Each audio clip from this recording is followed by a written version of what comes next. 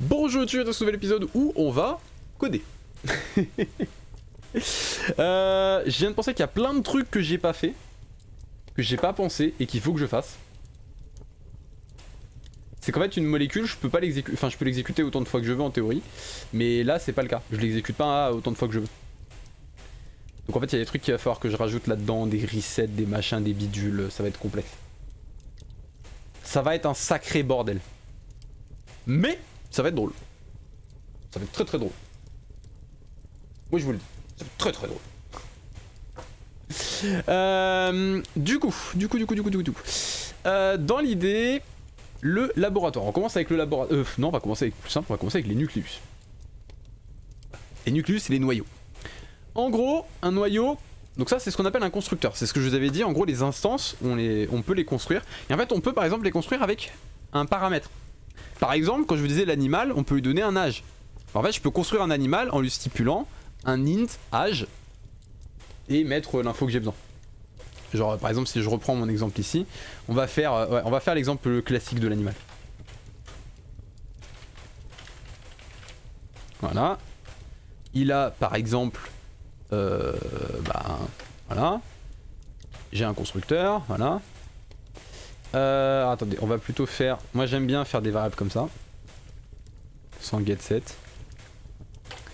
Et en privé. Ça c'est juste ma manière de coder. Hop, voilà. Et là par exemple, le nom, j'ai pas mis de nom. Donc bah je vais pouvoir lui donner, hop, ici.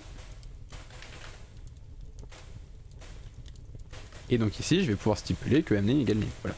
Donc comme ça j'ai construit un animal, et donc en gros si je construis un animal, je peux faire animal égale new animal chien. Voilà.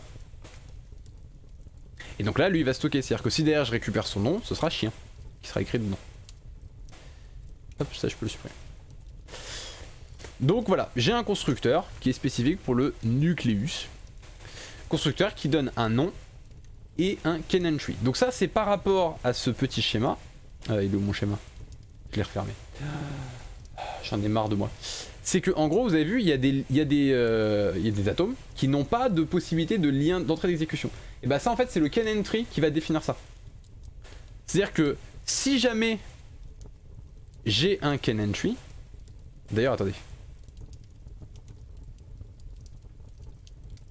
petit détail. Alors c'est ce que j'appelle des triggers.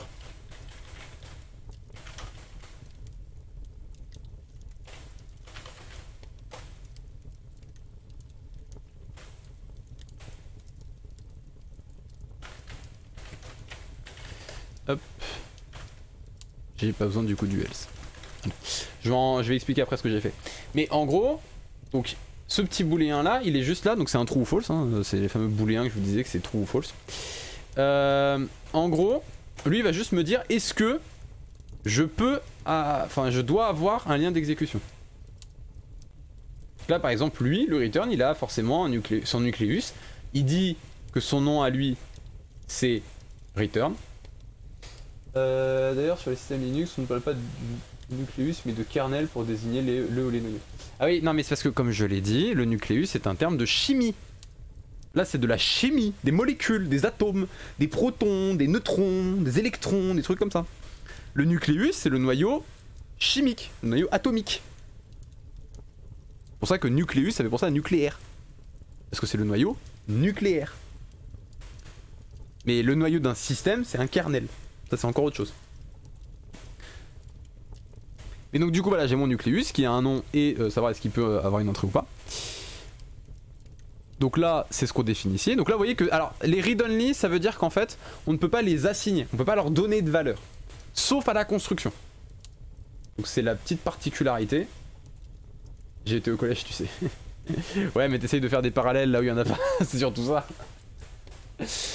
Et donc du coup ça c'est à dire que hormis à la construction je ne peux pas assigner. C'est à dire que là oui je peux lui donner une valeur.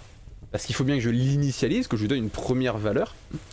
Par contre, je pourrais pas dans une autre fonction lui attribuer une autre valeur. Ça c'est pas possible. C'est une valeur qui est fixe, c'est ce qu'on appelle de la donnée. C'est pur, c'est dur, voilà. Elle est dure, elle est comme ça et elle bougera pas. et tu as une remarque. Dis-moi ta remarque.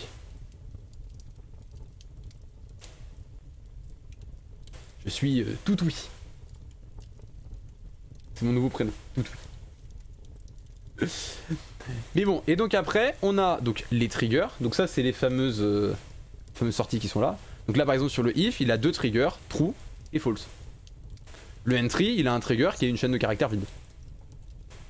Mais là, par exemple, il n'y a pas de trigger. Ensuite, on a les inputs et les outputs, avec un type. Donc c'est là où, en fait, on va pouvoir dire, bah, par exemple, if, il a une input qui s'appelle condition. Donc pour ajouter un trigger, hein, c'est ça, hein, c'est le add trigger. Alors, on vérifie, en fait, si le add, il a fonctionné ou pas. Et donc, du coup, bah, en fait, on regarde, est-ce que je peux ajouter? Ah, c'était juste une remarque. Ok, j'ai compris, j'ai juste une remarque. Je sais pas dire, je suis trop fatigué. Mais du coup, donc là par exemple, on a je check si j'ai une entrée, si je peux faire une entrée. Parce que bah, si jamais je n'ai pas de. Enfin, en gros, si mon atome il est pas exécutable, il est appelable mais pas exécutable, bah en fait il peut pas exécuter d'autres atomes. Donc je peux pas mettre de trigger si jamais je peux pas moi-même être appelé. Si jamais je peux être appelé, dans ces cas-là, j'essaie de l'ajouter.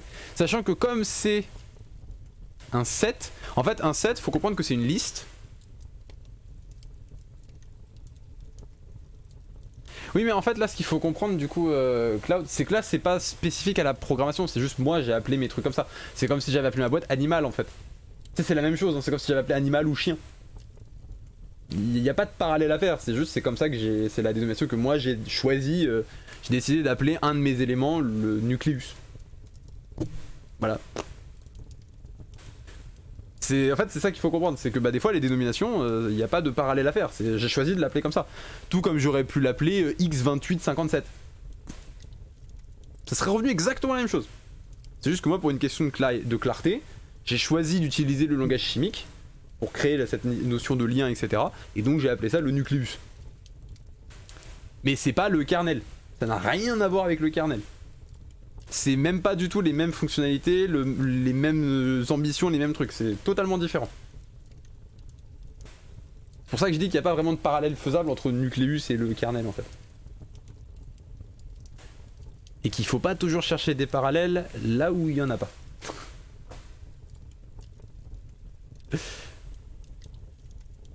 Mais donc du coup ouais, j'en étais oui donc sur les voilà. En gros c'est ce que je vous parlais avec les fameuses listes. Bah je peux créer des listes de trucs. Alors en fait un set c'est comme une liste à une différence, c'est que tous les éléments de cette liste sont uniques. Oui j'aurais pu l'appeler noyau, mais par comment dire on va dire par je cherche le terme.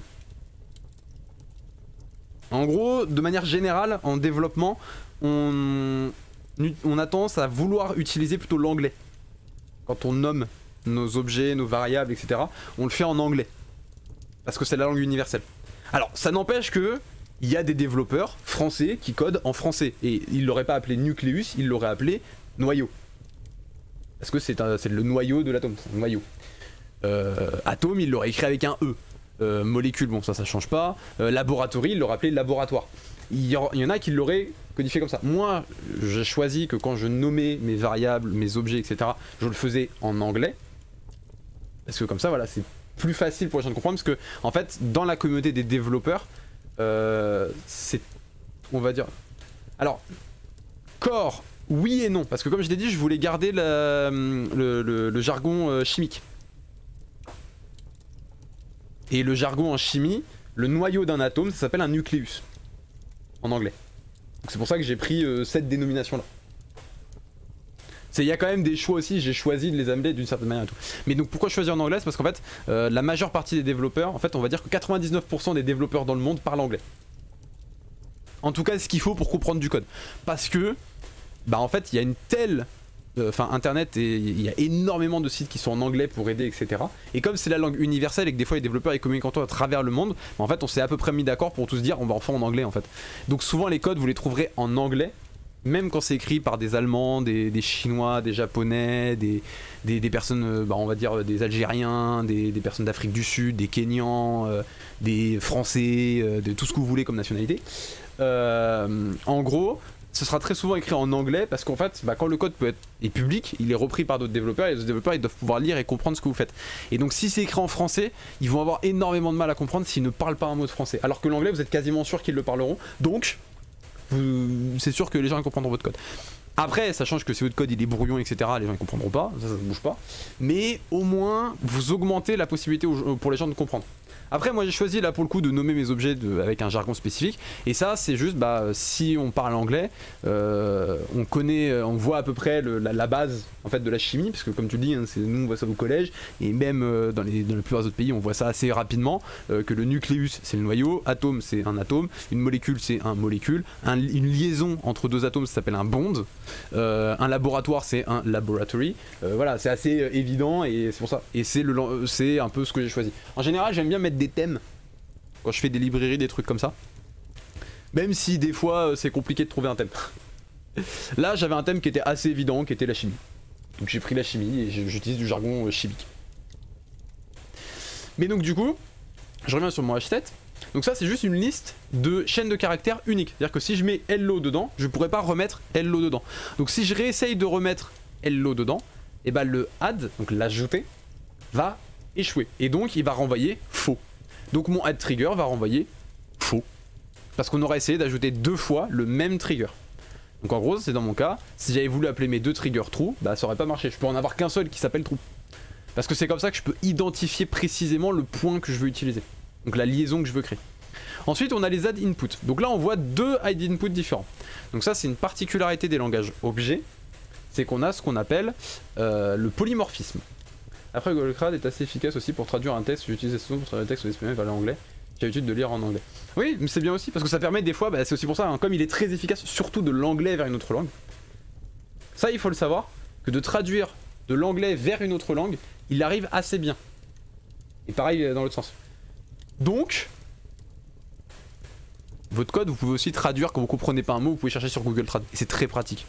Mais après, c'est vrai que c'est plus facile quand c'est de l'anglais parce que t'as beaucoup moins à rechercher parce qu'en général, tu connais les termes que c'est quand c'est de l'espagnol. Moi, si tu me donnes un code en espagnol, je vais un peu pleurer quoi. Je vais passer mon temps sur Google Trad à essayer de comprendre le truc. Même si la plupart du temps, tu essaies de comprendre la logique du code et tu t'en fous du nom des variables. Mais des fois, avoir un nom de variable qui est bien, qui explique bien ce que fait ta variable, c'est trop bien. Mais bon. Donc du coup, c'est ce qu'on appelle le polymorphisme. Le polymorphisme, c'est simplement, je peux avoir plusieurs fonctions qui ont le même nom, mais qui ne prennent pas les mêmes paramètres. Donc par exemple, manger. Je peux manger des fruits, je peux manger des légumes, je peux manger de la viande. Voilà. Alors après, dans la plus grande des théories, on est d'accord qu'on va créer une classe aliment et on va manger un aliment. Mais pour que vous puissiez comprendre, on imagine que là il n'y a pas cette notion d'héritage entre les aliments, il n'y a pas de lien entre les trois, donc on est obligé de créer 3 fonctions différentes. Nous dans notre cas en fait, on a cette notion de template parce qu'en fait, les types, donc string, int, char, etc., ils peuvent être aussi représentés comme des objets. C'est ce qu'on appelle le type. Et ça on peut l'obtenir avec le type of. Si je fais type of string, il va me renvoyer un type qui correspond à une string. C'est un peu complexe à expliquer, mais c'est ce qui me permet, par exemple, de typer mes éléments, de pouvoir dire que ça c'est un booléen et ça c'est un booléen. Mais via un truc que je peux mettre dans un fichier.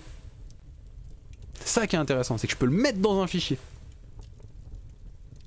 Alors que une générique, donc ce truc là, ça je peux pas le sauvegarder. Donc du coup je passe par en fait je le transforme en un objet avec un type of pour avoir un type que du coup je peux utiliser. Mais ça on est d'accord que c'est la version standard qu'on devrait utiliser.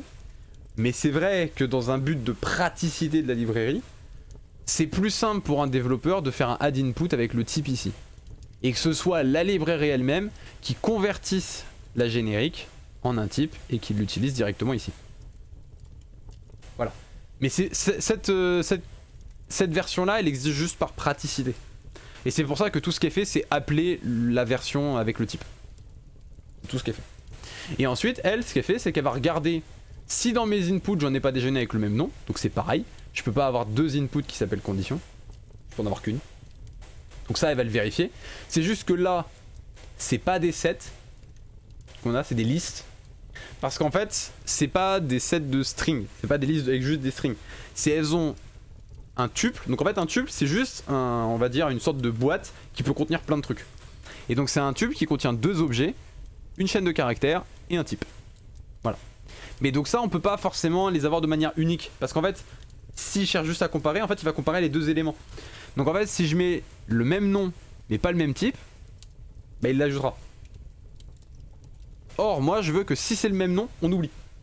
Il peut pas y avoir deux fois le même nom. Donc du coup c'est pour ça que je suis obligé de faire un petit trick en disant bah je vais regarder dans toute ma liste s'il y a un seul item qui correspond. Si c'est le cas, je renvoie erreur, je renvoie faux. Je peux pas ajouter. Sinon bah j'ajoute et je renvoie vrai. Voilà. Pareil pour les outputs. Et ensuite on a ce petit truc là. Donc ça c'est parce que il y a un petit mot clé en plus qui est le abstract. Abstract, ça veut dire que cet objet là en particulier, je ne peux pas l'instancier. Je peux pas faire new nucleus. Ça marche pas. Par contre, ce que je peux faire, c'est créer un nouvel objet qui hérite de nucleus et que lui je vais pouvoir instancier. Par exemple, dans le cas de l'animal et du chien, on va définir que animal, je peux pas l'instancier. Je peux pas créer juste un animal parce que ça ne veut rien dire. Par contre, je peux créer un chien qui lui hérite d'animal. D'accord? Et donc, avec la notion d'abstraction, je peux définir des fonctions abstraites. Une fonction abstraite, c'est une fonction qui du coup n'est pas définie, ce qui au final nous arrange, puisque on ne peut pas instancier notre objet. Donc parce que si jamais je devais instancier un nucléus, en sachant que je ne sais pas ce qu'il y a dans new réaction, bah qu'est-ce qui se passe si j'appelle une new réaction? Bah j'en sais rien. C'est un comportement inconnu. Donc c'est une erreur. Par contre, le fait qu'elle soit définie comme fonction abstraite, ça veut dire que c'est forcément à l'enfant de le définir.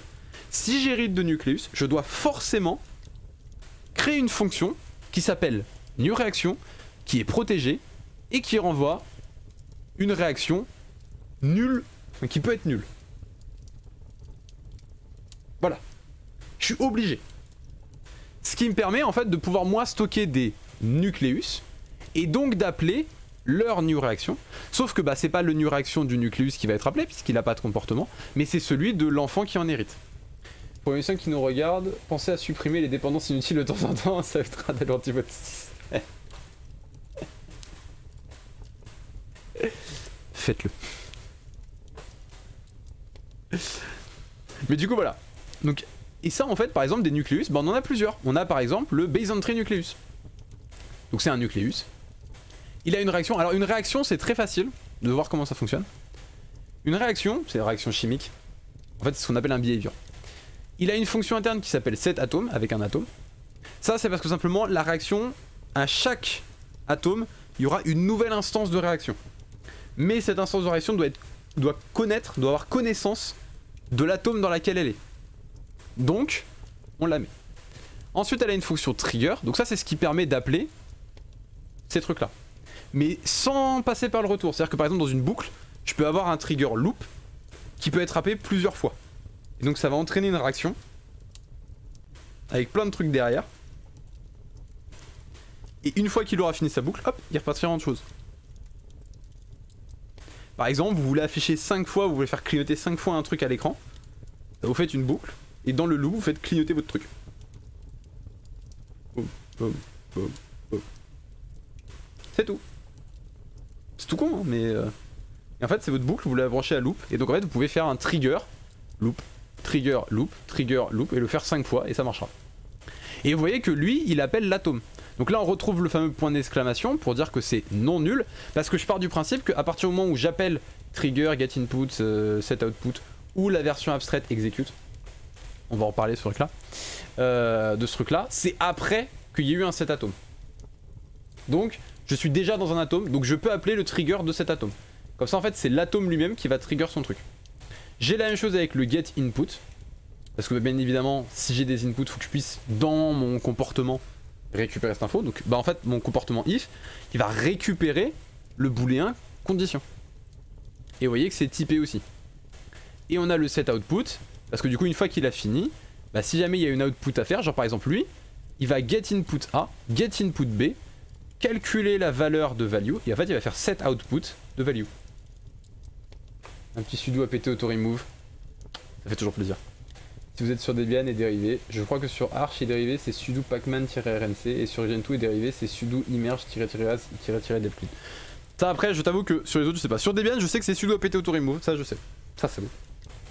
Mais voilà. Et donc du coup, ça c'est le fameux set output. Et ensuite on a cette fonction abstraite qui est execute, qui est une fonction, bah en fait c'est ce qui va exécuter le comportement de votre atome.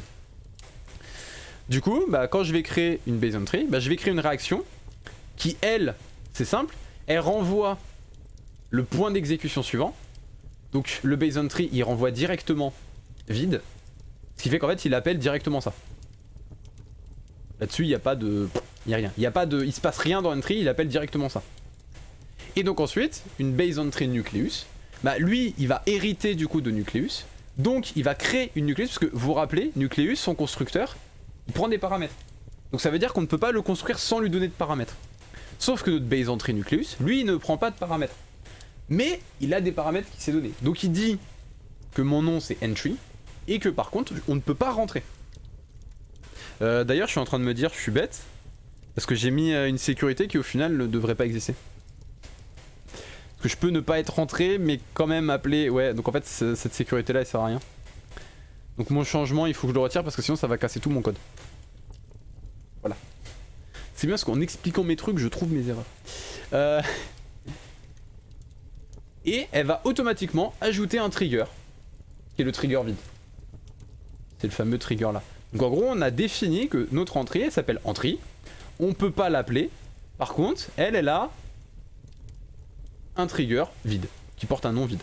Et ensuite, quand on doit créer une réaction qui correspond, c'est-à-dire qu'en fait, à chaque fois qu'on va créer un atome à partir de ce nucléus, on va pouvoir récupérer les informations qu'on veut. Et pour avoir son comportement spécifique, on va faire une new reaction qui renvoie tout simplement une nouvelle réaction de ce type-là. Donc on crée en fait une instance à chaque fois. Chaque atome a une instance qui lui est unique. Le equals, il est un petit peu plus complexe, parce que lui, bah, sa base, donc son nom c'est égal égal. Pareil, on peut pas rentrer. Et lui va pas créer de trigger parce que bah, c'est pareil, il sort pas non plus. Par contre, il a besoin d'une input qui s'appelle A, il a besoin d'une input qui s'appelle B, qui sont de type objet. Objet, là c'est littéralement tout et n'importe quoi, c'est une boîte, point. On s'en fout du type de la boîte, c'est une boîte. Dans d'autres langages, par exemple, c'est any. Voilà, eux c'est objet, c'est un objet. Et par contre, il a une output qui s'appelle value, hein, vous vous rappelez, A, B et la output value, qui est de type bool, de type booléen. Et sa réaction, elle renvoie une nouvelle réaction, donc voilà, et qui a juste une fonction execute, qui va dire, ok, je récupère A. D'ailleurs, Gentoo, après chaque match, je te demande explicitement d'exécuter cette commande de nettoyage afin notamment de nettoyer toutes les anciennes versions de Unity. C'est un peu con, je trouve, parce que du coup, il pourrait le faire automatiquement dans la mage. Bon, après, c'est parce que tout doit être fait à la main, mais bon. Donc du coup, je récupère un objet A, un objet B, voilà, qui peuvent être nuls. Là, pour le coup, je m'en fous, hein. Si jamais on essaie de dire nul, est-ce que nul vaut nul? Bah oui, nul vaut nul. Du coup, c'est ce que je regarde. Je fais, est-ce que A est différent de nul? Si c'est le cas, je regarde, est-ce que A est égal à B? Peu importe si B est nul ou pas. Ça, je m'en fous. Parce que potentiellement, je peux avoir un objet qui vaut nul. Et qui pour lui, quand tu fais égal égal nul, c'est vrai. Par contre, si tu fais différent de nul, c'est faux. Donc, voilà. Pareil avec B. Du coup, si c'est B qui est différent de nul, bah, je peux regarder. Est-ce que B est égal à A? Là, ça reviendrait au même que si je faisais ça. Puisque je sais que A est nul, parce qu'en fait, sinon, cette condition, elle aurait été vérifiée. Donc si je suis arrivé dans cette condition-là, c'est que A était nul. Voilà. Mais je préfère le faire comme ça. Parce que potentiellement, il peut accepter qu'il soit nul que s'il est du même type que lui. Donc c'est... Je sais pas le comportement de comparaison qu'ils ont ces objets-là, donc je préfère lui donner le paramètre. Et sinon, bah, c'est-à-dire que A et B sont nuls, sont tous les deux nuls. Bah dans ces cas-là, je pars du principe que bah nul ça vaut nul, donc value je le mets à la trou. Donc cet output, il vaut ça. Ce qui fait que du coup, il fait bel et bien une comparaison entre les deux valeurs. Et il return nul. Parce que bah lui, comme je l'ai dit, son execute, il est pas dans le chemin d'exécution. Donc lui, il va rien trigger. Donc pour dire qu'il ne trigger rien, bah il renvoie nul. Puisque nul, c'est rien. Comme je l'ai dit. Ensuite, on a le if. Qu'est-ce que j'ai changé dans mon... J'ai rien changé là-dedans. Ah oui, d'accord, c'est parce que j'avais fait ces modifications. Ok. If. Bah lui, il sait qu'il a deux triggers, true et false. Et il a une input qui s'appelle condition. Donc deux triggers, true et false. Et une input qui s'appelle condition. Hop. Faut que je retourne là. Et donc lui, son code, c'est je récupère la condition. Si la condition est nulle, il y a un souci, je m'arrête. Donc je return nul. Je vais rien exécuter. Sinon, bah je regarde. Si ma condition est vraie, j'exécute vrai. Sinon, j'exécute faux. Tout simplement. Dites-vous que ça, c'est vraiment les trucs les plus basiques hein, qui existent. Ça n'empêche de faire sudo emerge-sync and emerge-update-emerge pour tout faire en une seule ligne. Ouais, voilà. Le fait d'avoir les liaisons. Ensuite, lambda nucleus. Alors ça, c'est un truc un petit peu complexe parce que en gros, on peut créer ce qu'on appelle des delegates. En gros, c'est un peu complexe, mais c'est juste un moyen de stocker une fonction. Voilà. C'est-à-dire qu'au lieu de stocker, par exemple, je pourrais stocker new réaction. Voilà. Et donc lui, quand il va appeler cette fonction, il va appeler new réaction qui est derrière. C'est un truc un peu particulier, mais ça c'est ce qui permet par exemple, bah, si jamais vous voulez faire un comportement qui est avec des fonctions comme ça, pour créer votre truc, vous pouvez le faire comme ça. Return, lui il est d'autant plus simple, c'est que lui, littéralement, il a pas de réaction, il a aucun comportement, il se passe rien en fait. Il attend juste qu'on lui donne quelque chose dans son input, et donc il a un add input, value, avec du coup le type de la value. Puisque lui il est pas templété, parce qu'on sait pas du tout le type de return, donc du coup on le prend en paramètre. Voilà, et il dit que c'est return, et true, parce que bah, lui en effet il a bien une entrée, par contre il a pas de sortie. En chemin d'exécution, vous voyez qu'il a bien une entrée, par contre il a pas de sortie. Et enfin value, lui c'est le plus complexe on va dire. Lui il prend un objet, qui est la valeur qu'on veut donner, donc par exemple 42. Donc là il reçoit 42, il le stocke. En output, il dit value avec le type de la value. Donc par exemple, si j'ai mis un 42 qui a un int, en fait pour lui, value est typé en tant que int. Voilà. Et ensuite, à chaque fois qu'on va l'utiliser, il va créer une nouvelle réaction avec comme paramètre la value. Et donc lui, tout ce qu'il fait, c'est que quand il s'exécute, il set l'output avec la bonne valeur. Voilà. Donc c'est-à-dire que si jamais ça a été lié, en le setant, ça va set cet input là. Et il return nul, puisque dans tous les cas, il n'est pas dans le chemin d'exécution. Donc ça, c'est les nucléus standards. Hop, hop. Maintenant, qu'est-ce qui se passe derrière? On crée, du coup, un laboratoire. Ce laboratoire, dedans, on va stocker tous les nucléus.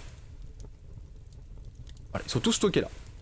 Donc on fait un add de nucléus. Donc si vous avez des nucléus qui sont customisés, vous avez vos propres nucléus que vous ajoutez, vous le faites là. Vous appelez le add nucléus de votre truc. Donc là, si jamais je reprends mon test main, en fait là ici je peux faire laboratory.add nucléus et je peux ajouter le nucléus que je veux.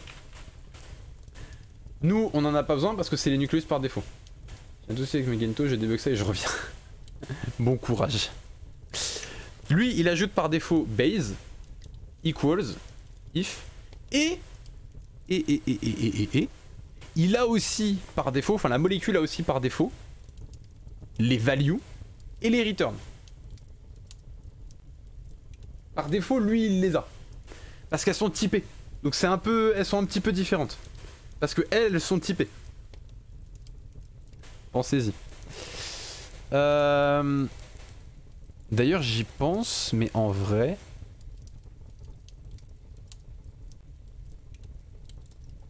Oh putain, je viens de penser à un truc. Attendez. je vais faire une petite modification dans ma molécule.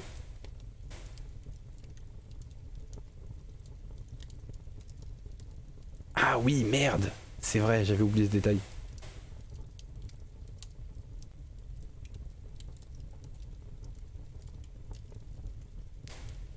j'avais oublié ce petit détail. Mais du coup, on va mettre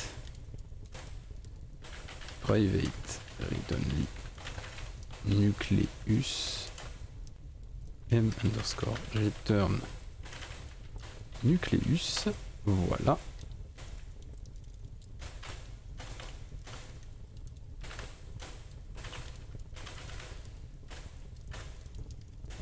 Voilà. Et du coup, ça, on peut directement le faire ici.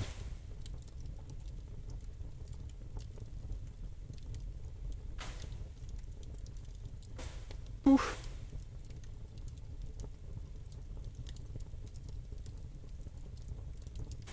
Voilà.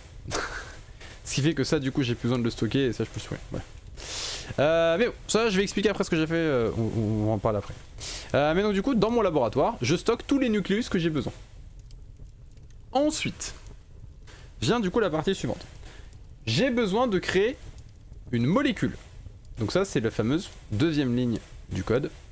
Ici, je crée une molécule et je lui dis le type de retour que va avoir cette molécule. Donc là, par exemple, elle va renvoyer une chaîne de caractères. Donc, dans mon labo, je vais créer une nouvelle molécule, sachant que la molécule se construit avec un labo et un type.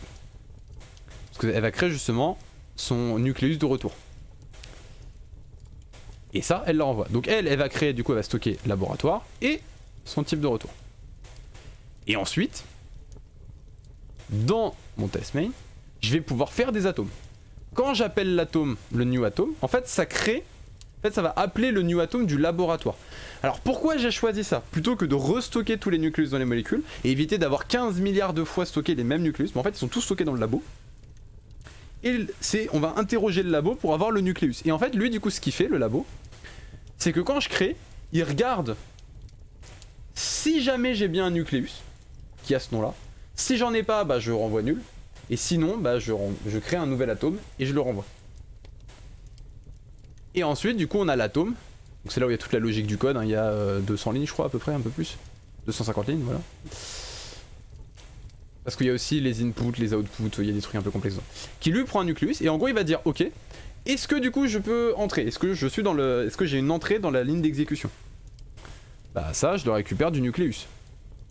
Ensuite, je crée une nouvelle réaction et je la set. Donc je set la réaction et je set l'atome dessus. C'est pour ça que je vous disais que bah en fait quand on appelle le execute et toutes les fonctions qui peuvent être appelées après par le truc, on part du principe qu'on a forcément le set atome qui a été fait. C'est pour ça qu'on ne check pas dans le... Il est où? Réaction. C'est pour ça que ici, on ne vérifie pas s'il est nul. On dit il est non nul. Oups là, je mets des coups de tête dans mon micro. On dit il est non nul. Point. C'est d'office, on le sait. Parce que justement cet atome il est créé à partir juste après sa création. En fait, on l'initialise et ensuite on set atome. Voilà. Après, ça veut bien évidemment dire que dans les constructeurs des réactions, ils ne doivent surtout pas appeler ces fonctions-là. Parce que sinon, là, ça va péter. Pour des raisons évidentes. Ensuite, une fois qu'il a fait ça, il regarde toutes les inputs qui ont été stipulés, avec leur nom, leur type, et il crée une input. Alors, il a besoin, enfin, l'input a besoin d'être consciente de l'atome auquel elle est rattachée, et pareil pour l'output. Mais après, elles ont leur nom et leur type. Et elle les stocke par rapport à leur nom. Pauvre micro, j'ai mis des coups de boule depuis le début. Et ensuite, on parcourt tous les triggers. Et en fait, on va lier tous les triggers à nul, à rien. Mais en fait, comme ça, nous, on sait que ces triggers, ils existent. On les a tous listés. Comme ça, si on essaye d'appeler un trigger qui n'existe pas, on le sait. Parce qu'il ne sera pas dans triggers. Et si jamais on essaye de lier un atome à un trigger qui n'existe pas, et ben on le saura parce que pareil, il ne sera pas dans triggers. Mais par contre... Triggers, donc c'est un dictionnaire, donc c'est juste un dictionnaire, hein, vous savez ce que c'est qu'un dictionnaire, un mot, une définition. Voilà.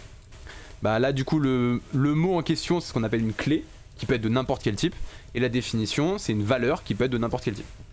Bah nous du coup on est vraiment sur le cas d'un dictionnaire, donc notre clé c'est une chaîne de caractères, et notre valeur, notre définition, là par exemple c'est un atome qui peut du coup être nul, parce que comme ça on peut le set ici. Là ici c'est les inputs, et là ici c'est les outputs. Ensuite, comment ça fonctionne? Alors, le can be entry point, je vais passer dans tout l'atome comme ça vous avez l'explication complète. can be entry point, c'est juste pour savoir est-ce que ça peut être un point d'entrée. Parce qu'un point d'entrée, c'est très simple à reconnaître. Par rapport à la ligne d'exécution, il est forcément au début. Donc, lui, on peut pas l'appeler. Par contre, il peut appeler. Donc ça veut dire que il ne doit pas être en can entry. Et il doit avoir à minima un trigger. Vous voyez, c'est count supérieur à 0. Donc en gros, est-ce que il regarde le nombre de triggers que j'ai. S'il y en a plus que 0, c'est bon. Donc plus que 0, 1, c'est plus que 0. Donc s'il y en a minimum 1, c'est bon. J'ai pas d'entrée dans la ligne d'exécution, par contre j'ai une sortie. C'est le fameux truc où c'est pour ça que lui il a pas d'entrée et il a une sortie. Donc il est bon. Lui il peut être un entry point. Le check c'est la fonction la plus complexe, on en parlera après. C'est elle qui fait la vérification de toute l'arborescence. Donc c'est un tout petit peu complexe. Check, voilà. Trigger. Donc ça c'est simplement une fonction interne qui elle va juste dire ok, je vais regarder dans mes triggers si j'ai bien celui qui correspond. Et si oui, bah je vais exécuter celui qui correspond. Si par contre j'ai pas d'atome qui est lié, parce que je vous rappelle que dans les triggers, ils sont plus bas. Dans les triggers, l'atome il peut être nul. Et c'est littéralement ça, c'est si jamais ça n'a pas été lié. Dans ces cas-là, on considère qu'on n'a pas réussi à trigger. Donc on va renvoyer faux. Sinon, en fait, ça va réussir. En fait, on va regarder ce que l'exécution va renvoyer. Parce que si l'exécution est foire, elle va dire j'ai pas réussi à exécuter. Donc le trigger aura pas réussi non plus. Donc par extension, tout va échouer derrière. Et sinon, bah voilà, si jamais j'ai tout simplement pas le trigger qu'on me demande, voilà, par exemple, si jamais lui entry il trigger true, bah il a pas. Donc il va dire bah non, j'ai pas réussi à faire mon trigger. Ensuite, le get input.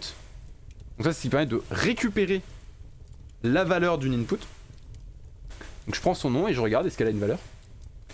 Ensuite, le set output, c'est ce qui permet de set la valeur d'une output. Ça, c'est tout simplement parce que imaginons que je crée un entry point qui a une output. Par exemple, un entry point qui correspond à un event. Bah, un event, il va avoir des paramètres. Si j'ai un event de sub, bah, je vais avoir le nom de la personne qui s'est sub et le tiers de son sub. 2 infos. Donc j'ai des outputs. Mais ça, il faut que je puisse les set de l'extérieur.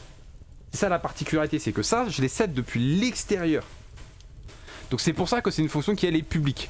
Et pareil, le get input, il est public parce que je dois pouvoir potentiellement à tout moment aller récupérer la valeur d'une input d'un atome. Ensuite on a le execute, donc lui il parcourt tout simplement toutes les inputs et il évaluate. Donc en gros c'est ce que je vous disais, c'est il regarde toutes les inputs et il les évalue. Evaluate, si jamais j'ai déjà la valeur, il va renvoyer vrai, tout de suite. Donc ça c'est bon. Sinon, il va aller exécuter la suite. Et si jamais il y a une seule erreur dans cette exécution, par exemple au final je suis branché à rien, ou il y a un bug qui fait que lui ne met pas la valeur, il oublie en fait de set l'output, donc ça se set pas. Donc j'ai bien exécuté mais il n'a pas été set. Bah il y a une erreur, donc l'évaluate est faux. Donc lui il va return faux à son execute. Il dit j'ai pas réussi à m'exécuter parce que j'ai pas réussi à évaluer mes inputs. Sinon, bah il a toutes ses inputs, donc là ça il a toutes ses valeurs. Il peut s'exécuter normalement, donc il s'exécute. Et donc là on récupère le exit point, et ensuite on va vérifier qu'il a bien set toutes ses outputs. Voilà. Là on vérifie que lui il a bien setup toutes ses outputs, pour éviter que ça faille ailleurs. Et si tout ça c'est bon, dans ces cas-là l'exécution c'est bien faite. Donc maintenant je regarde est-ce qu'il m'a renvoyé un point d'exit. Si c'est le cas, c'est-à-dire qu'il veut que je trigger quelque chose après. Donc je vais le trigger. Donc là par exemple si c'est le cas du return, return il prend une input, il va checker qu'il a bien reçu l'input, il va execute, donc il va set sa value, enfin, il va execute donc il va rien se passer d'ailleurs. J'y pense hein, mais il va rien se passer, parce qu'il a pas de réaction. Donc avec le point d'interrogation, en fait le point d'interrogation il va dire si c'est non nul, tu appelles cette fonction là, sinon tu renvoies nul. Donc du coup, bah là il a pas de réaction lui, parce que c'est un return, donc du coup exit point il vaut nul. Ensuite il va parcourir les outputs, bah return il a pas d'output, donc il va rien parcourir, donc il va direct passer à la suite. Exit point il est nul, donc il va pas appeler le trigger, et donc il va return. D'ailleurs j'y pense, là ça doit être return trigger.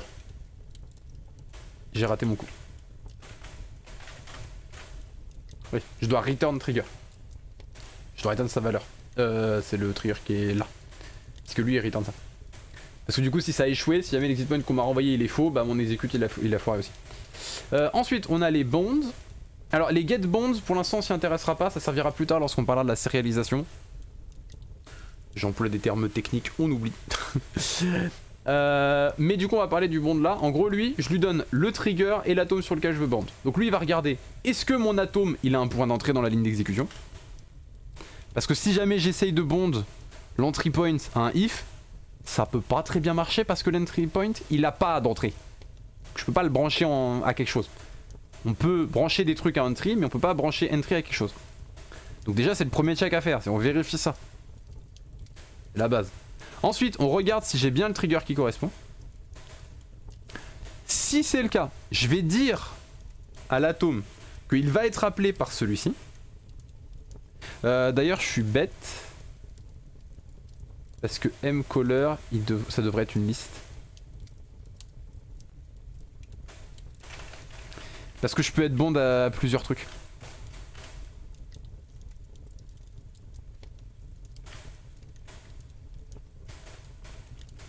Je viens d'y penser. Donc je dis juste que maintenant ça c'est une liste. Et on va juste vérifier tout ce qui a été fait dessus.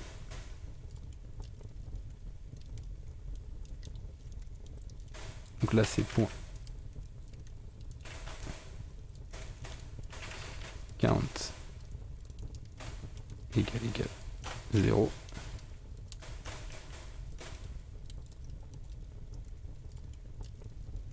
Là tout simplement c'est le fameux coup de est-ce que ma node elle est liée, mon atome est lié. C'est le check mais ça on en reparlera après. Et ensuite du coup ici c'est .add. Donc là je l'ajoute à la liste, c'est mieux que ce soit une liste. Et donc là on est bon, ok. Donc j'ajoute à la liste des callers lui. Et ensuite je mets bien le lien dans mon atome de dire bah si tu triggers ça c'est cet atome là que tu avais. C'est-à-dire qu'en fait un trigger ne peut être lié qu'à un seul atome, par contre un atome peut être appelé par plusieurs triggers. C'est-à-dire que je peux avoir le même if qui peut être appelé par d'autres trucs. Tout simplement en fonction de bah je peux avoir une condition, vous voyez là j'ai un true, j'ai un false. Mais en fait il pourrait se passer quelque chose derrière qui renvoie dans la même note d'exécution derrière. C'est pour ça que c'est un peu complexe. Par exemple, ça pourrait être un set de value. C'est tout con, hein, mais ça peut être un set de value qui renvoie du coup la valeur, donc qui la transforme en un truc d'exécution. C'est un peu complexe, mais on en parlera. Et donc ensuite, bah, je return vrai parce que c'est bon. Et sinon, bah en fait, on a essayé de te lier sur un trigger qui n'existe pas, donc je return faux. Et on a pareil ici où c'est avec une output et une input dans l'atome. Donc en gros on va regarder si nous on a l'output déjà qui correspond. Si c'est le cas, on regarde si l'atome il a l'input qui correspond. Et si c'est le cas, bah, on crée le lien entre les deux. C'est tout simple. Ensuite. Y a quoi du coup que j'ai pas pensé?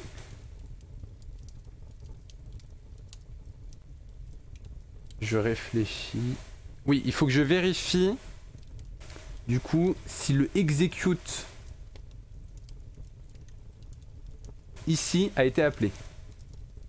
Il y a des trucs qu'il va falloir que je fasse ici de toute façon. C'est des trucs à base de reset et compagnie. Alors déjà en vrai c'est vrai que là le nom, je peux le supprimer. Je viens d'y penser. Là j'ai pas besoin du nom en fait. J'ai pas besoin de savoir le nom de mon output. Mais en fait pour les bienfaits de l'exécution il faut que je puisse tout reset. Donc je vais juste définir les inputs que je vous montre à quoi ils ressemblent. Après en fait on va faire du code plus tard. Peut-être pas ce soir, peut-être ce soir, on verra. Mais donc du coup ça c'est une input, elle est définie parce que bah, elle a un atome, l'atome de l'input C. Donc c'est-à-dire que par exemple l'input condition ici, son atome c'est if. Et par exemple lui, alors on va prendre plutôt le cas de égal. Son input A, son atome c'est égal. L'atome de B c'est égal. L'atome de value, qui est l'output, c'est égal. Ils sont bien au même, ils savent à quel atome ils sont branchés en fait. Donc il connaît l'atome, il connaît son nom. Donc là par exemple lui il sait qu'il s'appelle A. C'est important pour des besoins de sérialisation futurs. Il sait de quel type il est. Il sait s'il a une valeur. La valeur du coup en question. et ensuite à quel output il est branché. Parce que je rappelle qu'une input est forcément raccordée à une output. Une output peut être branchée à plusieurs inputs. Donc ensuite on peut récupérer la valeur et le type. Là c'est le constructeur qui prend du coup l'atome, le nom et le type de disons. Ça c'est ce qui va servir à la serialisation. Ça c'est la partie check donc on s'en fout. Et ça c'est la partie evaluate du coup qui nous intéresse. Donc le evaluate il regarde du coup s'il a une valeur. C'est ce que je vous disais. Est-ce qu'il a une valeur déjà? Si oui, bah il renvoie direct vrai. Sinon, il regarde s'il est bien lié à une output. S'il n'est pas lié à une output, il y a un problème dans l'évaluation. On arrête. Point. Sinon, dans ces cas-là, j'appelle le evaluate de mon output. Qui lui, du coup, va faire l'execute de l'atome. Et quand on va lui set sa valeur, il va aussi set ma valeur à moi. Donc ce qui fait que normalement, après l'evaluate, si tout s'est bien passé, ma valeur a dû être mise à jour. Donc, je vais renvoyer as value. Parce que si elle a bien été set ma valeur, si on a bien mis ma valeur à jour, bah du coup j'ai un as value qui est vrai. Donc je renvoie, j'ai une valeur, en effet. Donc mon evaluate a bien marché, j'ai bel et bien une valeur, je peux l'utiliser. Sinon, il y a eu une erreur quelque part, donc mon as value il est toujours à faux, il n'a pas bougé. Donc je renvoie direct en disant attention, c'est faux. Donc je peux renvoyer sa valeur directement. IsBanded, bah lui il regarde juste s'il a une output. Voilà. Set value, c'est justement le fameux truc qui va set la value, donc il regarde. Si ma value est nulle ou qu'elle est du bon type, dans ces cas-là, je stocke ma value et je dis ma value est vraie. Et là, il faut que je rajoute juste une petite fonction. Public void reset qui va mettre m value à nul et m as value à false. C'est important.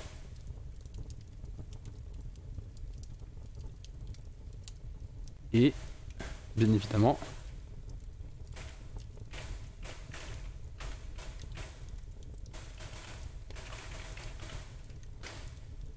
d'ailleurs attendez, hop, on va directement le faire comme ça.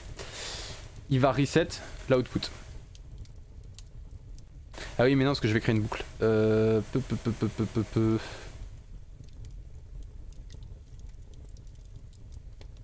Ah, il va falloir que je réfléchisse à ça.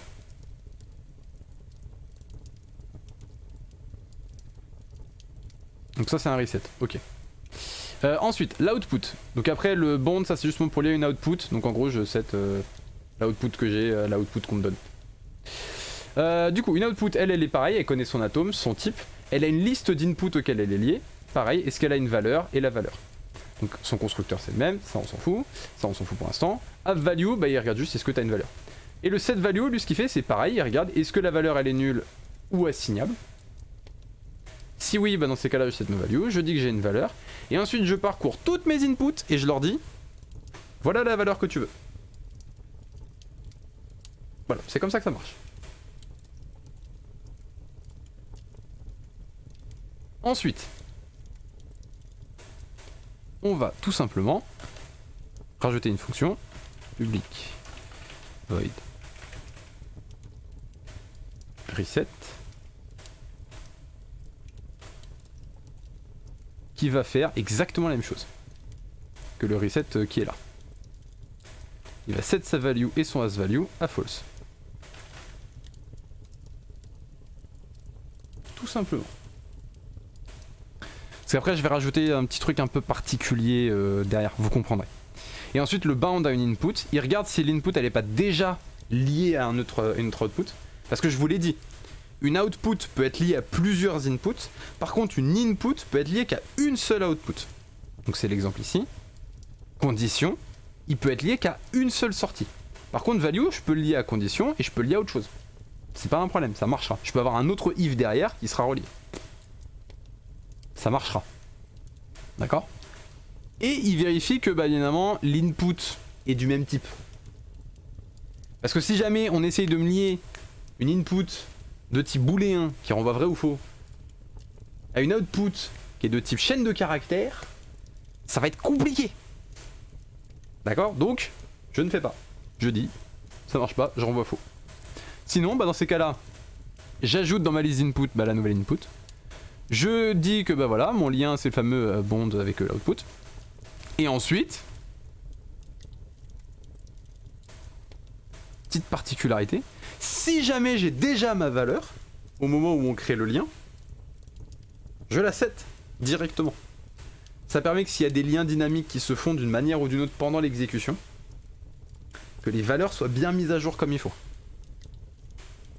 C'est un petit moyen qui va être qui sert à rien en temps normal, parce que normalement les liens sont déjà faits, mais qui potentiellement pour un outil de debug qui pourrait survenir plus tard, et on sait jamais, pourra sûrement y en avoir un, va être ultra utile. Je le dis. De pouvoir modifier les liens à la volée. Voilà, c'est à ça que ça sert ce truc là, c'est pouvoir modifier à la volée les liens. Et ensuite, le evaluate, vous vous rappelez, lui, il disait, si j'ai pas de value, j'appelle le evaluate, et ben en fait le evaluate, tout ce qu'il fait, c'est exécuter l'atome. Et exécuter, vous vous rappelez ce qui se passe, il va évaluer ses inputs, une fois qu'il les a, il va appeler sa réaction, il va appeler son comportement, et il va faire. Et les comportements, c'est ce qu'on avait vu par exemple, le if, qui va juste regarder la valeur de la condition, si elle est vraie, il appelle vrai, si elle est fausse, il appelle faux. Voilà.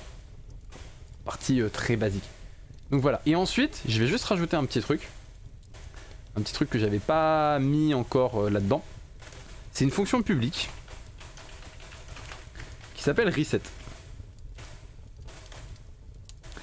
Reset, donc là, elle va juste parcourir toutes les inputs et toutes les outputs. Elles sont où? C'est input et output. Ouais, bah voilà, on va faire plus simple. Hop, on va faire for each.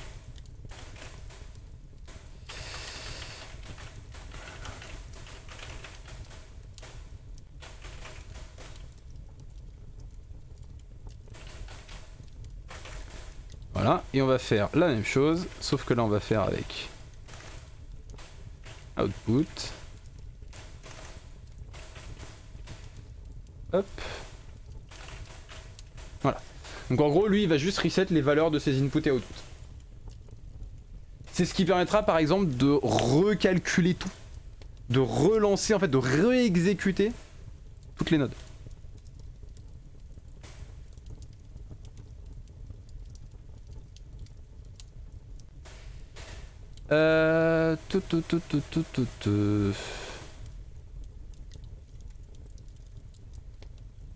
Donc là, on est bon.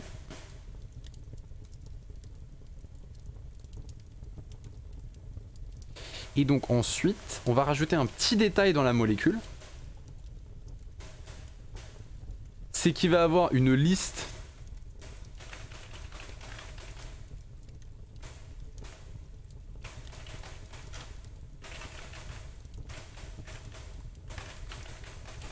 d'atomes qui en fait va juste stocker tous les atomes qui ont été créés.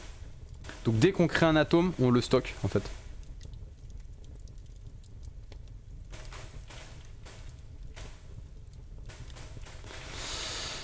Hop. Donc on va faire que ici on fait atome égale hop. If atome, non, ça va être un petit peu différent. C'est si jamais il est non nul. Dans ces cas-là, on l'ajoute. Et on return dans tous les cas atome.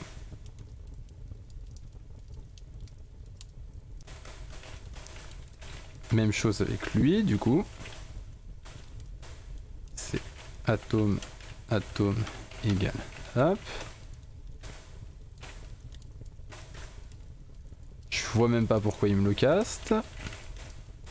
Et on return atome. Et ensuite lui, du coup, ici, bien évidemment. Voilà. C'est aussi simple que ça. Ce qui fait que là du coup on les stocke tous. Et en fait ce que j'aimerais bien faire c'est que avant de execute,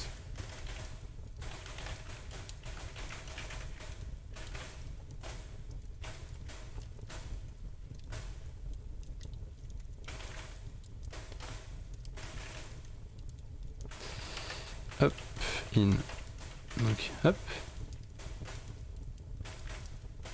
Voilà. Ce qui fait que du coup ici, avant de l'exécuter,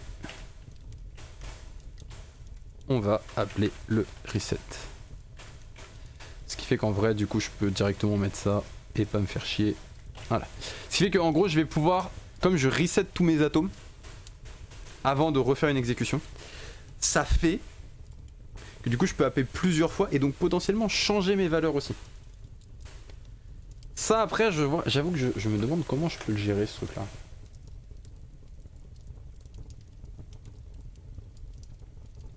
De changer à la volée les valeurs justement d'un atome de valeur. Mais bon, on va maintenant parler justement dans l'atome du check. Que je puisse vous expliquer comment il fonctionne parce que c'est un sacré bordel ce truc là. Donc le check. Déjà dans le premier temps quand je vous l'ai dit, il regarde est-ce que c'est une entrée et est-ce qu'il a appelé. Si c'est pas le cas, il renvoie faux. Sinon, il va créer un set avec les ID pour checker la récursivité. Donc en gros ce set là, il va être rempli au fur et à mesure des checks par tous les atomes dans lesquels on passe. Et si à un moment il voit qu'il ne peut pas ajouter l'atome dans le set, parce qu'il existe déjà, ça veut dire qu'on a bouclé et qu'on est revenu dessus. Sachant qu'il passe des inputs. Donc c'est à dire que d'une manière ou d'une autre, mon input elle a été reliée à une de mes outputs. Donc il y a une boucle qui a été créée, et donc ça c'est pas bon. C'est à dire que quand je vais vouloir résoudre mon input, je vais devoir la résoudre et en fait je vais devoir résoudre mon input pour résoudre mon input. Donc c'est pas possible. Donc ensuite, il va checker les inputs. Donc comment il fait? Bah, il ajoute l'ID. Parce que en gros ça c'est un ID qui est unique. C'est un identifiant qui est unique, c'est-à-dire que peu importe l'atome, il aura forcément un identifiant qui lui sera unique. Il n'y a que lui qui a celui-là. Chaque atome est unique pour ça. Donc il voit s'il peut l'ajouter dans le hash set. S'il peut pas, c'est ce que je vous expliquais, c'est-à-dire qu'on est déjà passé dedans, donc il renvoie faux. Sinon, c'est-à-dire que, bah en effet j'ai pu ajouter, donc dans ces cas-là il va parcourir toutes ses inputs, et il va appeler le check input. Check input, qu'est-ce qu'il fait? Bah lui, il appelle le check input de l'output. Et si il n'a pas d'output, il renvoie false. Bah oui, parce que du coup si mon input elle est pas liée à quelque chose, je peux pas résoudre mon input. C'est aussi simple que ça, hein, faut comprendre, c'est très bête. Mais je peux pas résoudre une input si elle est liée à rien. Tada! Du coup, voilà. Et sinon, il appelle le check input de l'output. Et elle, tout ce qu'elle fait, c'est appeler le check input de son atome. Parce que, du coup, elle est pas l'output, c'est l'output d'un autre atome qui est lié. Donc, je peux le faire.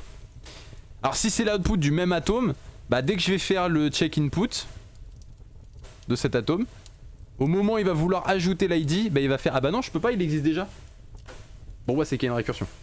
Sinon il va continuer jusqu'à ce qu'il ne puisse plus, c'est-à-dire qu'à un moment il va tomber sur un atome qui n'a pas d'input. Exemple tout bête dans notre exemple ici, le truc ici, il n'a pas d'input. Donc bah là, il va arrêter. Il va s'arrêter, il a plus besoin de vérifier. Et donc à partir de là, bah il va renvoyer vrai. Parce que c'est-à-dire que pour lui, toutes ses inputs sont bonnes, elles sont bien liées à quelque chose. Il n'y a pas de récursion dans leur liaison. Donc c'est que c'est bon. Les inputs sont valides. On a bien un chemin d'input qui est valide. Ensuite, on continue dans les checks. Lui, il va parcourir tous les triggers pour s'assurer que tous les atomes qu'il va appeler sont valides. On a besoin de savoir si tous les atomes qu'on va appeler sont valides. Ce qui fait qu'en réalité, ici quand je check mon entry, il va checker mon if, qui va checker lui, lui et lui. Alors en vrai il se check pas complètement, il check les inputs et les outputs. Mais on sait que les inputs et les outputs sont bonnes ici. C'est ça qui est intéressant. C'est que là on sait que les inputs et les outputs elles sont bonnes. Mais nous ce qu'on veut c'est voir que le chemin d'exécution il est bon. Donc on le gère comme ça. Et ensuite bah, si tout ça c'est bon, il return que c'est bon. Sachant que vous voyez bien que comme j'appelle mon check, d'ailleurs je vérifie, je viens de penser que j'appelle pas forcément le check input. En fait le check input il devrait le faire ça. C'est le check input qui devrait faire ça, je suis bête. Oui parce que potentiellement on peut avoir branché sur une node ici. Une node d'exécution mais qui du coup n'est pas appelé. Donc qui ne sera jamais techniquement exécuté. Enfin, qui ne devrait jamais l'être. En réalité, elle peut, mais elle n'est pas dans le chemin d'exécution alors qu'elle devrait être dans un chemin d'exécution. Donc on considère que c'est une erreur. Donc c'est pour ça qu'on va checker ça en fait ici. C'est mieux de le checker dans l'input parce que si on t'appelle, alors si jamais on peut pas, si jamais tu peux pas être dans le chemin d'exécution, bah de toute façon ça c'est faux. Donc faux et peu importe ce qui se passe c'est faux. Donc la condition là elle est fausse, donc ça appellera jamais le return. Si par contre c'est vrai, dans ces cas là il va regarder ce qu'on t'appelle. Et si on t'appelle pas c'est qu'il y a un problème. Donc là celle-là, ce check là est mieux. Ce que je l'appelle moi-même. Donc là maintenant on est bon et donc là vous avez pu voir comment on fait le check. Et donc du coup, bah comment ça fonctionne d'ailleurs au niveau du check, bah en fait la molécule, elle va tout simplement, au moment de la validation, checker son entry point. Sachant que si elle n'a pas d'entry point, elle n'est pas valide. Une molécule n'est valide que si elle a un point d'entrée. Voilà, tu t'appelles pas un programme sans point d'entrée, c'est pas possible. Sinon tu sais pas par où tu recommences en fait. Donc tant qu'on lui a pas dit par où on commence, voilà. Et donc après là il renvoie le is valide. Donc si c'est valide, c'est bon. Le validate il va fonctionner. Il va me dire c'est bon, j'ai réussi, j'ai bien pu tout évaluer, j'ai pu tout vérifier, tout est bon. Il n'y a pas de récursion, toutes tes inputs sont bien là des outputs, tous les atomes qui doivent être dans un chemin d'exécution sont dans un chemin d'exécution, on est bon. Après, comme j'ai dit dans le chemin d'exécution, il peut y avoir du coup plusieurs chemins qui sortent d'un atome, mais pas tous les chemins doivent être reliés. Par contre son entrée à elle doit l'être. Ça c'est autre chose. Mais donc voilà. Et donc là, c'est ce qu'on fait, c'est pour ça qu'on doit appeler le validate avant d'exécuter, parce que lui il check ce petit truc là. Et donc si on exécute, bah du coup c'est là qu'il appelle le reset de tous les atomes, et qu'ensuite, pouf, il exécute. Et donc comme ça, vous avez vu exactement tout le fonctionnement de ce code. Vous voyez maintenant comment tout fonctionne. La seule chose que j'aimerais rajouter, c'est une petite information, toute petite, de pas grand chose. Dans mon atome, c'est un booléen, heureux du coup, c'est une dernière petite information qui est un booléen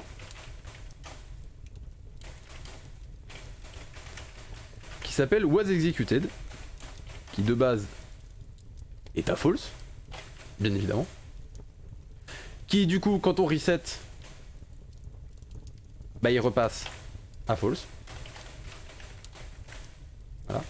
Et par contre, bah quand on appelle son execute, il passe à vrai. D'ailleurs, attendez, non. Il passe à vrai que si on return vrai. Donc là, il passe à vrai. Et là, en vrai, on peut faire un petit truc. Petit tricks. Parce qu'on veut que was executed, il soit vrai si trigger est vrai, et il est faux si trigger est faux. Donc, on va dire qu'il vaut la même version. Il vaut ce que lui, il vaut. Et on veut renvoyer vrai si ça c'est vrai, et faux si c'est faux. Donc, boum. Il est faux, il vaut mieux s'avouer vaincu, installer un système plus simple et continuer à progresser avant de retenter l'expérience plutôt que de s'entêter. Oui, c'est vrai. Ça, je l'ai déjà vu des fois de dire ouais, non, ça c'est pas une bonne idée, pouf, on revient en arrière. Donc, du coup, voilà, donc ça c'est bon. Et en fait, ça va me permettre de savoir si jamais mon atome a été exécuté. Pourquoi? Parce qu'en fait, dans ma molécule, j'ai tous mes trucs de création, j'ai mon set d'entry point, on valide, on exécute, et j'ai surtout le get result. Sauf que le get result, il regarde si j'ai une input non nulle. Sauf que potentiellement, le retour est nul. On m'a renvoyé nul. Donc je dois pouvoir renvoyer nul. Vous voyez? Donc, en fait, ce qu'il va falloir que je regarde ici, c'est pas si j'ai eu une output. Ça, en fait, je dois le renvoyer quoi qu'il arrive. Mais seulement si mon atome a été exécuté. Donc là, on va rajouter un public bool was executed. Voilà, hop. C'est pas une mauvaise idée, parce que Debian c'est bien aussi. Et donc du coup ici, je peux directement faire if atom.was executed. Parce qu'en fait là c'est simplement le result, en fait il regarde tous les retours. Donc en fait si j'en ai un seul qui a été exécuté, c'est bon. Parce que si vous savez, c'est le cas que je vous avais dit que potentiellement la valeur de retour qu'on lui a donnée a été calculée ailleurs. voyez par exemple j'ai relié ici value. Et donc en faisant ça, en fait il va prendre cette valeur là parce qu'elle a été utilisée pour calculer ça. Et donc pour lui il aura une valeur, alors que ça se trouve on aura return true. Enfin en vrai on va plutôt mettre l'exemple inverse, parce que du coup il regarde dans l'ordre, donc c'est false le deuxième à être appelé. Donc imaginons que la condition elle est false. Si jamais j'ai dit que c'était sa valeur à lui aussi, mais en fait quand le if il va appeler sa condition, bah ça va le set là, mais ça va aussi set à lui. Donc du coup lui aussi il aura une valeur. Et en plus de ça on peut avoir potentiellement le cas où value est nul. Sauf que dans tous les cas, bah en fait lui il sera pas appelé, il sera pas exécuté. Donc c'est pour ça que je vais plutôt checker, c'est juste un petit changement qui est mieux. Si mon atome de retour a été exécuté, si c'est le cas, s'il a été exécuté, dans ces cas-là, on sait que du coup la valeur de retour a été setupée. Donc on renvoie la valeur de retour, peu importe ce qu'elle vaut. Sinon on continue et on return tout simplement default. Gento est encore trop compliqué pour moi sur de nombreux points. Et je ne sais pas le niveau pour résoudre le problème que j'ai rencontré ce soir. Alors, c'est bien de s'avoir vaincu, mais c'est aussi bien des fois de quand même continuer de chercher un petit peu à côté. Même si des fois c'est trop complexe, je peux comprendre. Mais je vais juste changer un tout petit truc, c'est que je vais faire un out t ret. On va juste changer un tout petit peu le comportement. Enfin ouais, du coup ça je peux le copier-coller en fait. Je vais pas me faire chier, hop. Et là je vais renvoyer true. Et là je vais faire ret égale default. Et je vais renvoyer false. Et je vais plutôt mettre un bool. Et je vais l'appeler try_get_result. Ça change un tout petit peu et ça va juste changer ici. En fait à la fin, je vais plutôt faire un if molecule.try_get_result de out string result. Voilà. Parce que là du coup, si jamais ça c'est faux, ça veut dire que aucun de mes returns a été appelé. On a appelé 0 return de tout le code. Donc on renvoie 1, il y a eu une erreur.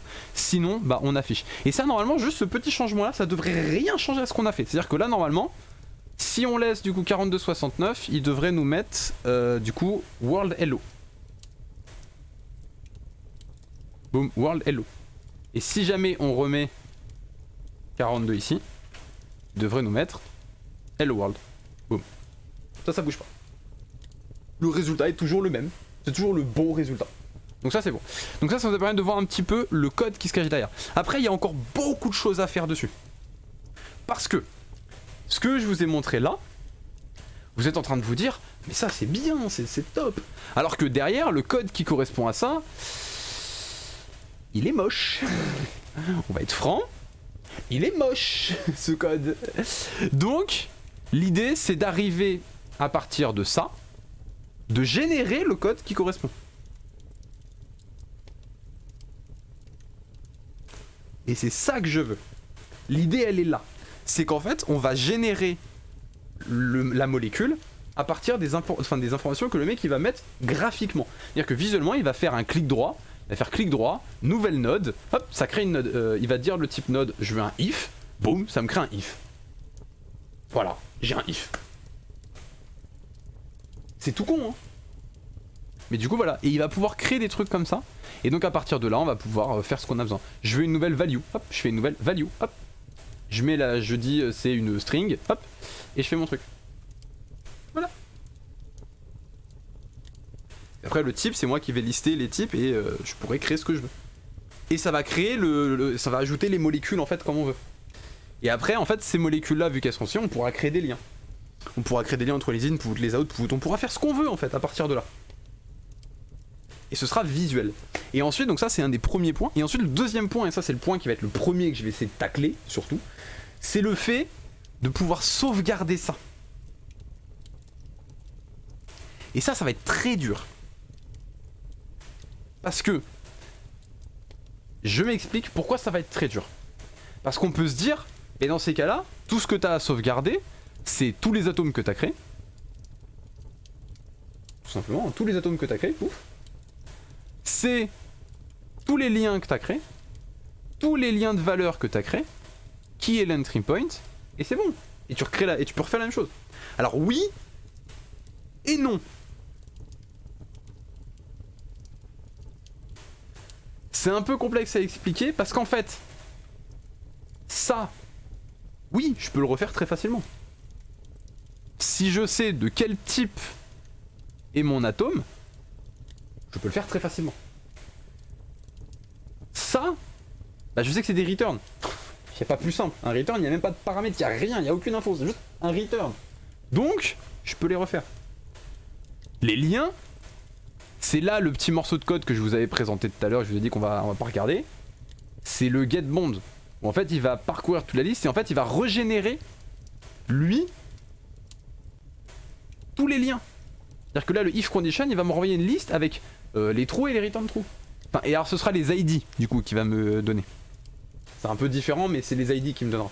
Et en fait, c'est que ça que je veux faire. Et ça, je peux les lister aussi. Donc tout ça, je peux le faire. Mais, il y a eux. C'est eux qui vont être ultra casse-couilles. Parce que, bah tout simplement, j'ai le type. Je connais le type de ce truc-là.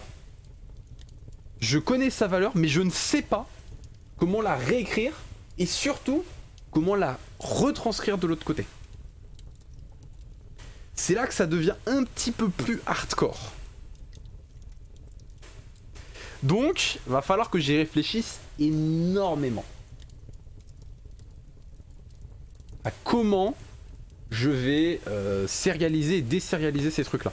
C'est ça ce qu'on appelle la sérialisation et la désérialisation. La sérialisation, c'est le fait de retranscrire votre objet en chaîne de caractères. Donc un truc qu'on peut mettre dans un fichier. Et la désérialisation, c'est le fait de prendre une chaîne de caractères et de la transformer en objet. L'exemple le plus commun qu'on peut faire, c'est par exemple une chaîne de caractères. Bah, il n'y a pas besoin de la sérialiser ou de la désérialiser, parce que c'est déjà une chaîne de caractères. Un int, bah, je peux très bien avoir une string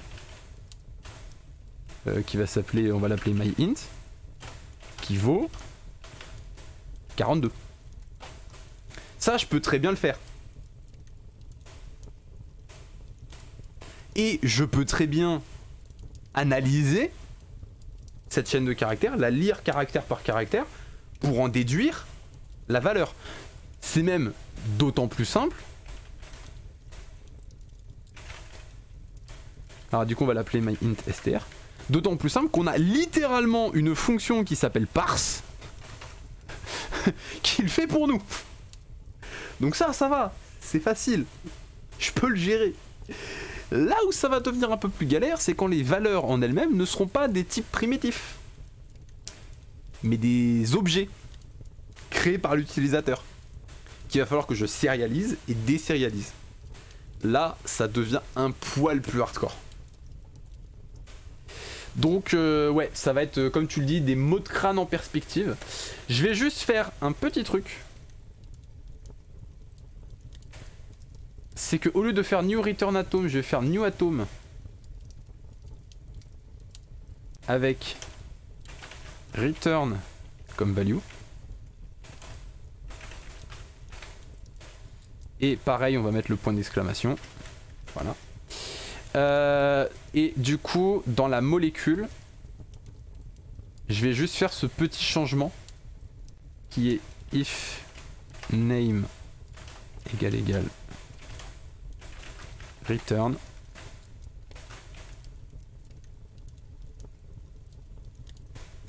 On fait ce truc là. Je préfère le générer comme ça. Je trouve que ce sera mieux de le générer comme ça. Ensuite, normalement l'atome, je crois qu'il stocke le nom. Non, il le stocke pas. Du coup, on va juste faire public string name mname. J'ai oublié que c'était public string. Et ensuite, la petite particularité, c'est que du coup, je dois avoir name up. Voilà. histoire de pouvoir justement stocker l'information là, celle-là. Que je puisse la stocker et du coup pouvoir recréer l'atome tel quel avec son comportement. C'est surtout le comportement moi que je veux pouvoir régénérer. Parce que comme on utilise un laboratoire, en fait à partir du moment où on utilise le même laboratoire, si on stocke tous les atomes de la même manière, on peut les recréer et les réutiliser. Voilà, l'idée elle est là. Ensuite, il faut juste rajouter du coup un m underscore name égale nucleus.name. Voilà. Et ensuite, la dernière chose que j'aimerais pouvoir faire, qui est un petit peu plus complexe, c'est avoir un internal atome qui prend du coup un nucléus et qui prend l'ID directement. Parce qu'on doit pouvoir recréer l'atome avec le même ID. Vu que je vous l'ai dit, il identifie de manière unique celui-ci. Et du coup ici c'est MID égale ID. Oui je suis bête, c'est pas base, c'est 10. Voilà. Ce qui fait que du coup, en fait là il génère un identifiant unique. Et nous en fait on veut garder cet identifiant unique pour cet atome. Histoire que quand on créera les liens, on puisse se dire justement que c'est un lien avec juste un ID. Parce que du coup, ça permet de sérialiser les atomes. De manière simple. Puisque de toute façon, l'atome, pour le créer, on n'a pas besoin d'avoir 15 milliards d'informations pour le créer. On a juste besoin de savoir de quel type de nucléus il vient. Et on recréera de toute façon le même atome. Tout simplement. Et donc pour créer les liens, pour éviter d'avoir à stocker 15 milliards d'informations, on va stocker justement les ID. Je me gratte parce que ça me démange. Donc on va stocker les ID. Et une fois qu'on aura stocké ces ID, en fait on pourra lier avec des ID. Et en fait nous on pourra dire bah ok, pour tel ID on sait que c'est tel atome, donc on peut créer le lien entre les deux. Voilà. C'est aussi bête que ça hein, mais voilà comment on va créer les ID en fait. Du coup, touk. Donc ça nous permet justement de pouvoir créer un atome avec son ID. Et donc du coup il faut que j'ai la même chose. Avec du coup ici...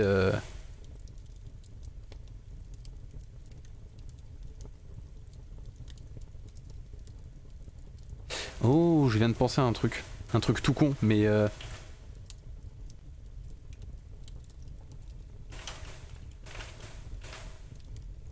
En fait, je peux tout simplement faire que ça c'est new atome avec du coup name et le fameux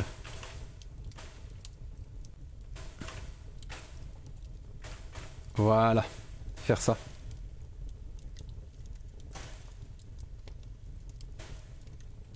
Hop.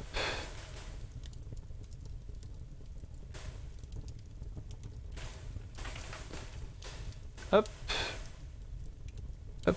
Et on va le faire pareil dans le laboratoire.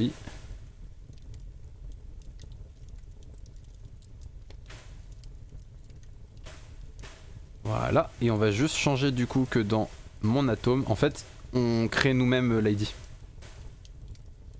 Ouais, l'ID sera d'office donné. C'est juste que quand tu fais un nouvel atome sans lui donner d'ID, il va lui en générer un et sinon il va récupérer l'ID que tu lui as donné. Ce sera beaucoup plus simple pour moi de le gérer avec la molécule. Sachant que du coup, lui, il doit pas être public, il doit être internal.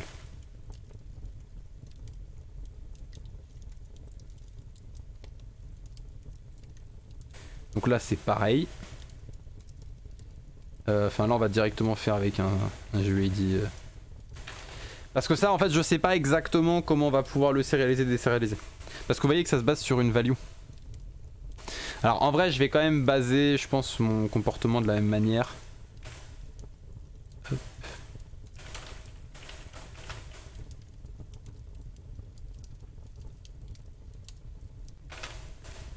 Voilà. Et du coup lui.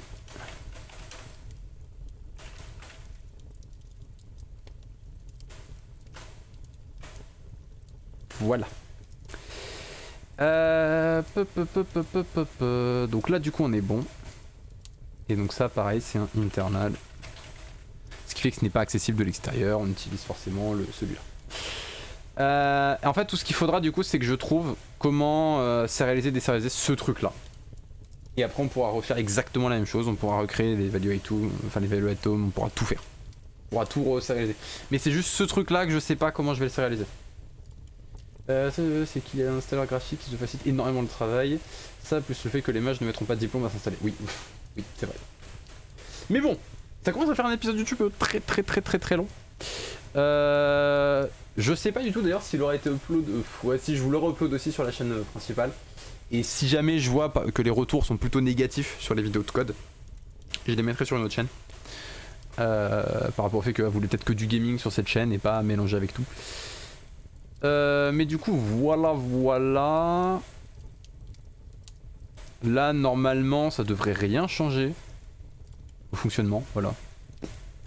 Hello world, et si je remets 69 comme c'était et que je relance, boum, world hello. Donc là on est bon. Il est minuit et demi, chap. Oui, il est minuit et demi. Je vais me coucher, c'est bon, j'ai compris. Mais du coup voilà, ça me permet de vous expliquer un petit peu ce morceau de code. Bien évidemment, alors ça je vais pouvoir le supprimer. Bien évidemment, je précise, donc ça c'est clair, que je vais bien évidemment faire ça en live. En fait, je vais les coder avec vous en live, ces trucs là. Que donc tout ce que je vais faire après moi sur Streamglass, ce sera purement du Streamglass, pur et dur. Et ça, je le ferai avec vous, Chemistry. Donc on fera du coup comment on sérialise tout ça, on va réfléchir ensemble à comment on peut sérialiser tout ça, même s'il y a une bonne partie on sait comment on va le faire, c'est les value atomes qu'on sait pas trop comment on va les sérialiser, parce que vous avez bien vu qu'on peut tous les créer de la même manière, il y a juste ça qu'on sait pas comment on va les créer. D'ailleurs je viens de penser, est-ce que dans molécule j'ai pensé à supprimer le return? Oui, je l'ai supprimé, ok. Donc il reste juste, voilà, ça que je sais pas du tout comment ça va être sérialisé, ce truc là avec les atomes. Mais je vais y réfléchir, je trouverai peut-être une solution ingénieuse pour faire le truc. Parce que je pense sincèrement que de toute façon, je vais être clair, hein, mais que de toute façon, les atomes ne seront pas... comment dire, ne seront pas stockés dans des formats de fichiers connus. On va créer notre propre format de fichier pour factoriser tout et tout concaténer et tout mettre. Ce que je me dis d'ailleurs, et ça on le fera sûrement dans un prochain live, c'est qu'on va peut-être pas passer par les GUID. Pour ceux qui savent pas à quoi ça ressemble un GUID, je vous montre. Attendez.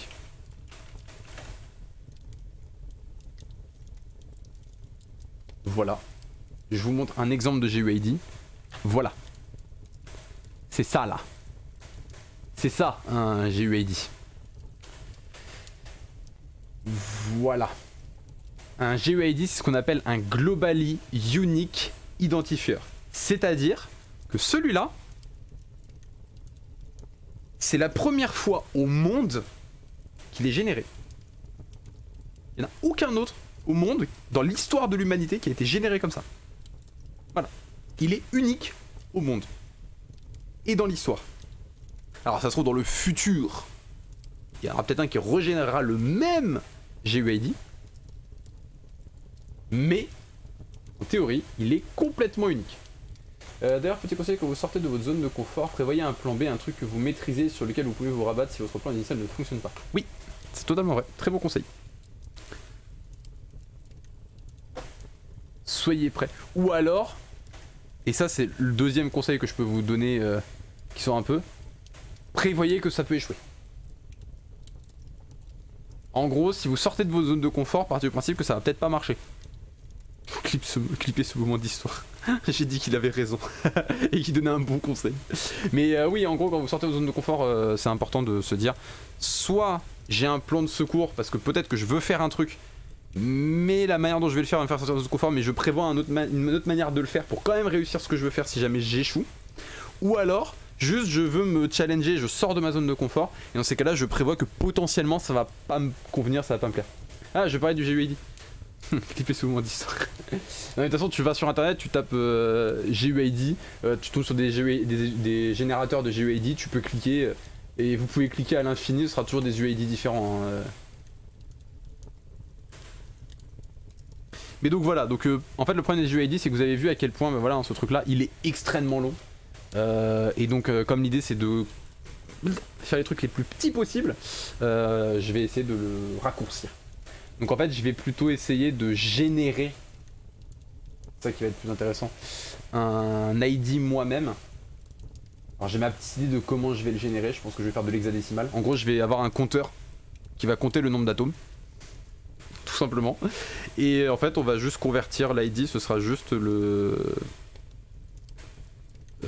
comment dire, le truc, ça sera juste la valeur hexadécimale du compteur. Donc si c'est 0 c'est 0, 1 c'est 1, 2 c'est 2, 3 c'est 3, 4 c'est 4, 5 c'est 5, 6 c'est 6, 7 c'est 7, 8 c'est 8, 9 c'est 9, 10 c'est A, 11 c'est B, 12 c'est C, 13 c'est D, 14 c'est E, 15 c'est F, et après 16 c'est 0A. Voilà. C'est 1A, pardon. Tout simplement. Oui, oui, en fait, un UID, c'est la seule différence entre un UID et un GUID, c'est que l'UID, on peut potentiellement régénérer le même. Voilà. Alors que le GUID, il est global. C'est-à-dire que normalement, personne ne peut régénérer le même GUID. Alors qu'un UID, t'as cette probabilité quand même qu'on peut en régénérer un identique. Parce que c'est un User Unique Identifier, alors que le G de GUID, c'est Global Unique Identifier. Les gars, tout qui t'arrachent la gorge, un plaisir toujours, bien évidemment. Mais du coup, voilà. Donc ça, on va le faire, on le fera une autre fois. Voire je le ferai peut-être même en off, parce que c'est très rapide à faire. Attends, vous savez quoi? Hop.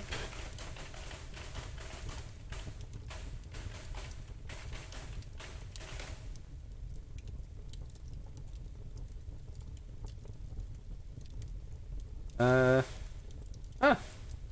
Ah oui! En fait, c'est ultra simple. Genre vraiment c'est ultra simple.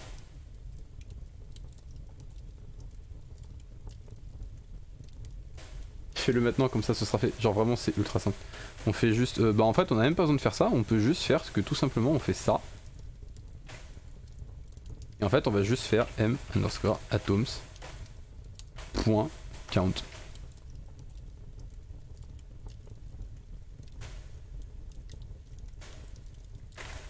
Tada. Alors je sais ce qu'on peut se dire. Pour ceux qui font un petit peu de dev, qui ont un petit peu la logique de dev, etc. Vous allez pouvoir vous dire, oui, mais... C'est vrai, on n'est pas à 2 minutes près, de toute façon, mais il y a le souci de, mais qu'est-ce qui se passe si jamais du coup tu rajoutes des atomes avec ID et qu'après t'en régénères des nouveaux? Ah, qu'est-ce qui se passe dans ce cas-là? Bah en fait c'est simple, le seul cas qui va faire qu'on génère un atome avec un ID, c'est quand on va charger le fichier. Donc en fait quand on va charger le fichier, on va de toute façon charger tous les atomes. Donc on aura les ID qui seront bons.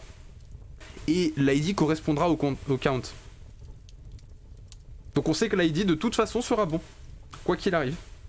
Alors après ça veut dire que entre deux molécules, forcément deux atomes ont les mêmes ID. Enfin les atomes ont les mêmes ID. Donc c'est des identifiants qui sont uniques, mais pour la molécule. Donc là ce serait plutôt un MUID, un Molecule User Identifier. Enfin un Molecule Unique Identifier, pardon. Mais du coup en fait, ça fait qu'on est bon parce qu'en fait cette fonction là ne pourrait être appelée que après cela ou que quand il n'y en a jamais eu. Parce qu'en fait on pourra dire bah je veux du coup créer une molécule de type string ou charger une molécule. Donc si on charge une molécule, on lui donne le fichier, il charge la molécule. Voilà. Donc comme ça au moins on est simple, on a géré le truc, le cas est bon et c'est terminé et c'est fini. Comme ça au moins on a des identifieurs qui sont bons et qui seront tout petits. Après sûr que plus les molécules sont grosses, plus ça va être gros. Mais moi ce que je voudrais juste rajouter, du coup, c'est ça. Voilà. des petites accolades. Ma fille me manque. Alors pourquoi je veux juste rajouter des petites accolades?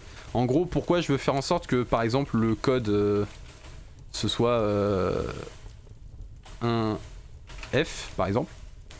Pourquoi je veux les accolades? Parce qu'en fait, je peux avoir un F, je peux avoir un F E2 A5 par exemple. Ça c'est de l'hexadécimal aussi, normalement. Si je ne m'abuse. Non d'ailleurs c'est 5A. Et pareil c'est 2E. Voilà. Donc ça c'est de l'hexadécimal. Donc j'ai bien mon hexadécimal. D'ailleurs je vérifie. Attendez, si je fais décimal. Voilà. Je vais rentrer mon nombre en hexadécimal. Voilà, bah ce truc là, ça vaut 2 043 482, ça. Et si jamais j'inverse du coup les deux, comme je les avais fait à la base. Ouais, je l'avais mis comme ça. Voilà. Ça vaut... tac tac... 2 089 637. Voilà, c'est la valeur que ça vaut. Voilà. Attends, j'ai pas fait les siennes. Je ne dis rien. J'en parle pas. Si j'en parle pas, ça se passera peut-être bien. Mais du coup, et pourquoi je veux les accolades? Parce qu'en fait, je sais pas combien de lettres je vais avoir sur mon identifiant. Donc je veux ce qu'on appelle des délimiteurs au début et à la fin. Comme ça, je peux les reconnaître en fait. Donc comme ça, quand je vais sérialiser, je pourrai reconnaître mon délimiteur. Hop. Ce qui fait que du coup ça, je peux faire ça. Quand tu télécharges depuis internet, c'est les checksums. Ça me dit un truc ce truc là. Ah, j'ai oublié ce que c'est que cette merde. Mais d'ailleurs je suis en train de me demander si le mieux ce serait pas plutôt que l'identifiant.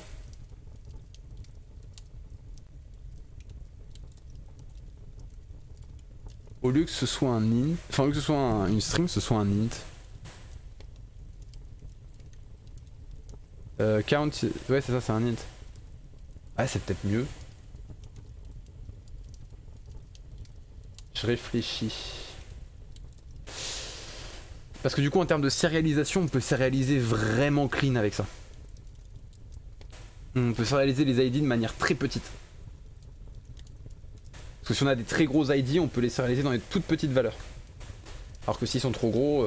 Après c'est sûr que quand c'est des petits, bah on les sérialise dans des valeurs plus grosses. Parce que là il faut comprendre qu'un int, normalement c'est 8 octets. Alors qu'un char, c'est 1 octet. Donc ça veut dire que tant que la valeur hexadécimale, c'est pour ça que c'est un petit peu complexe, est en dessous de 8 caractères, c'est plus optimisé de la stocker au format caractère. Enfin, du coup c'est de 6 caractères, ça sera plus optimisé de la stocker au format 6 caractères. D'ailleurs du coup ça veut dire que je veux vérifier un truc.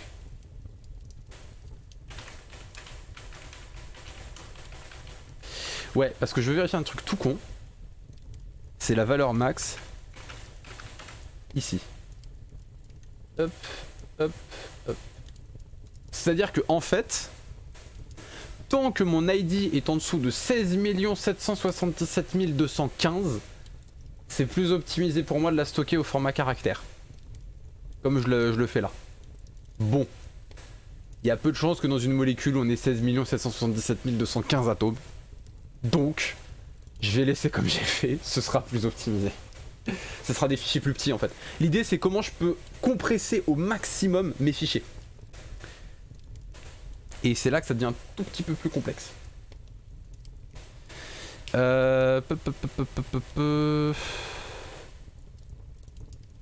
J'essaie de réfléchir, est-ce que j'ai pas moyen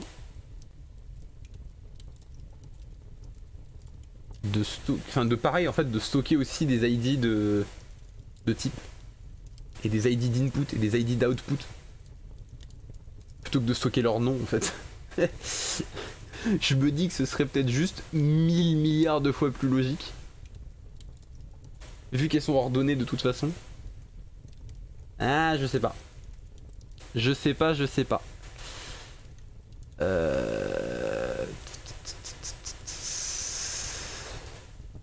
Ouais, je suis en train de me dire qu'en fait le mieux c'est que je fasse ça. Comme ça je peux avoir des ID uniques par input output. Et en fait je ferai juste une association entre le nom courant et l'ID. Comme l'ID est plus petit, pour le stocker ce sera plus simple. Et donc je pourrais stocker des trucs comme ça. Donc je pourrais stocker en fait, par exemple, si je donne un exemple, en gros ça, ce serait stocké au format B. Donc là on aurait l'ID de notre entry point. Donc ça c'est le maximum. Ensuite, attendez, je vais le mettre ça directement au format. Comme ça il arrêtera de me faire chier. On aurait l'ID du trigger. Et ensuite on aurait l'ID de la if condition. Et ce serait stocké comme ça. Et du coup, un lien input-output.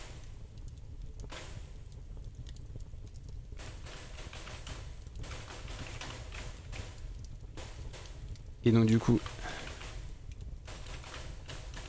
Bon, on va le stocker comme ça il nous fait pas chier. Du coup un lien input-output, ce serait par exemple L. Avec du coup notre ID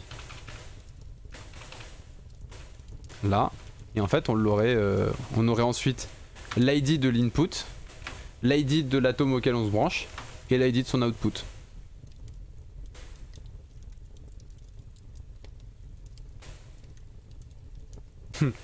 Comme ça on est mieux.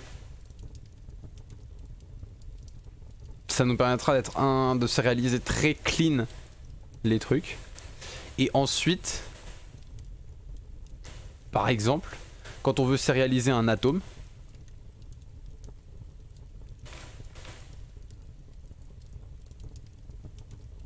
on sert 3, ce sera un A, l'ID de l'atome et l'ID de son type.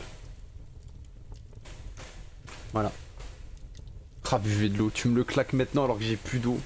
Faut que j'aille chercher de l'eau. Je le ferai après du coup, juste après, t'inquiète.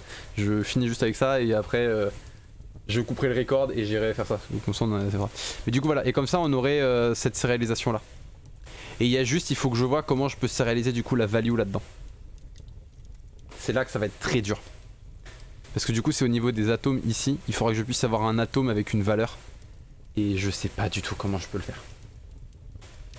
Mais bon, ça on y réfléchira la prochaine fois. YouTube, on le fera en live bien évidemment. Si ça vous a plu YouTube, n'hésitez pas à liker, partager, vous abonner. Dites-moi dans les commentaires ce que vous avez pensé de cette petite initiation un petit peu au code, de cette petite démonstration de tout le code et tout. On se retrouve du coup dans le prochain épisode qui sera donc peut-être du jeu, peut-être du code, j'en sais rien. On verra ça ensemble. Si vous voulez me suivre sur Discord, venez sur Discord, vous avez le lien, comme ça vous allez pouvoir potentiellement discuter avec moi. Si vous avez des questions en plus sur le code, n'hésitez pas, je pourrais y répondre, y compris sur Streamglass notamment, ou Stream Chemistry. Je mettrai aussi, je pense, en lien dans la description, le GitHub de Chemistry, parce que je ne l'ai pas fait, comme ça vous l'aurez. Et ensuite, qu'est-ce que je pourrais dire? Oui, n'hésitez pas si vous voulez voir tout ça, bien évidemment, à venir en live sur Twitch, le lien est dans la description. Sur ce, on se retrouve à la prochaine, ciao ciao YouTube.